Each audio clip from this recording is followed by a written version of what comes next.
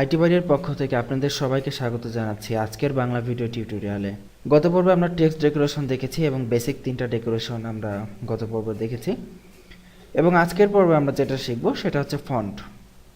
এখানে একটি কথা বলে রাখি, আমরা যে এই পরীক্ষাগুলো বা আমরা যেগুলো শিখতেছি সেগুলো কিন্তু শুধু প্যারাগ্রাফকে দিয়ে ট্রাই করতেছি, কিন্তু এগুলো কিন্তু শুধু প্যারাগ্রাফের জন্য না। আপনি যত রকমের লেখা আছে, প্যারাগ্রাফ, হেডিং, তারপর লিঙ্ক, এগুলো সব কিছুতেই আপনি এই এলিমেন্টগুলো অ্যাপ্লাই করতে পারবেন। সো আপনারা ভাববেন না যে শুধুমাত্র প্যারাগ্রাফেই বুঝে এগুলো দেওয়া যায়, আপনি যে কোনো পরিমাণ লিখিত বা টেক্সট এগুলো দিতে পারবেন টেক্সট এলিমেন্টে। ওকে, আজকে আমরা যে বিষয়টা শিখবো সেটি হচ্ছে ফন্ট। তো প্রথমেই বলে রাখি ফন্ট জিনিসটা কি। আপনারা হয়তো অনেকেই জানেন বা অনেকে জানেন না। যেমন আমরা অনেক সময় বাংলা লিখি কম্পিউটারে, তাই না? তো বাংলা লেখার জন্য আমাদের ফন্ট সম্পর্কে তখন জানতে হয়। অনেকে আছে বিজয় দিয়ে টাইপ করি, তখন অনেকেই যারা কম্পিউটার শেখেন প্রথম দেখবেন যে বিজয় দিয়ে টাইপ করার জন্য মাইক্রোসফট ওয়ার্ডে আমাদের ফন্ট সিলেক্ট করতে হয় সুতন্নি এমজে।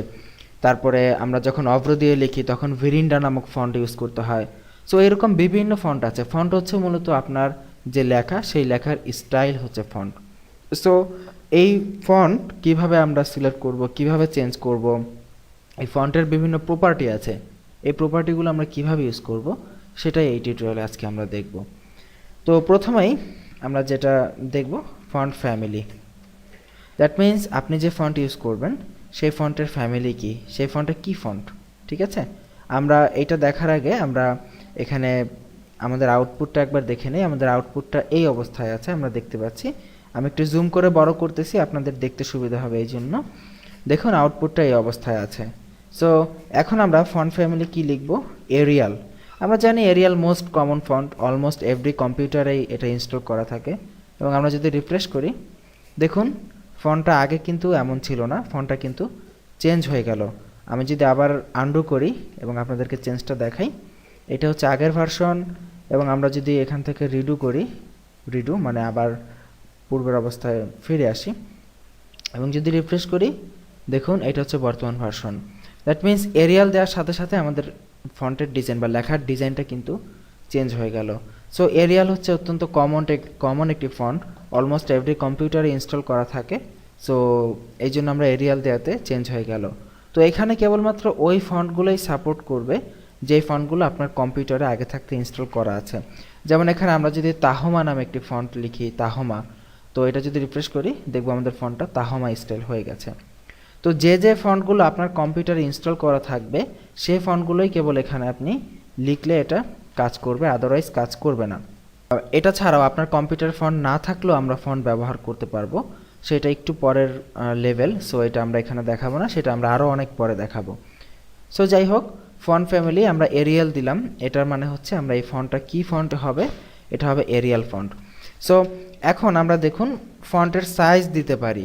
দেখুন আমরা নতুন আরেকটি প্রপার্টি লিখতেছি সিএসএস এর ফন্ট সাইজ। ফন্ট সাইজ আমরা যদি 25 পিক্সেল দেই, দেখুন ফন্ট সাইজ বিভিন্ন ইউনিটে মাপা হয়, পিক্সেলে মাপা হয়, ইএম আছে। তো এগুলো নিয়ে কথা বলবো।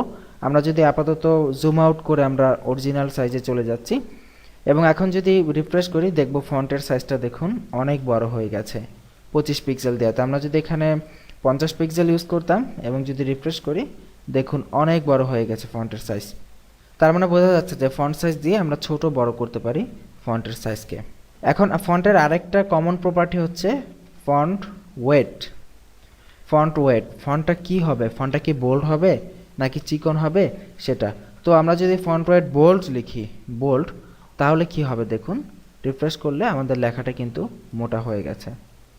সো ফন্টের মোস্ট কমন প্রপার্টি হচ্ছে এই 3টা, font family, font size, font wait. এই 3টা হচ্ছে আমাদের সবচাইতে কমন প্রপার্টি যেগুলো আমরা ফন্টের ক্ষেত্রে ইউজ করে থাকি।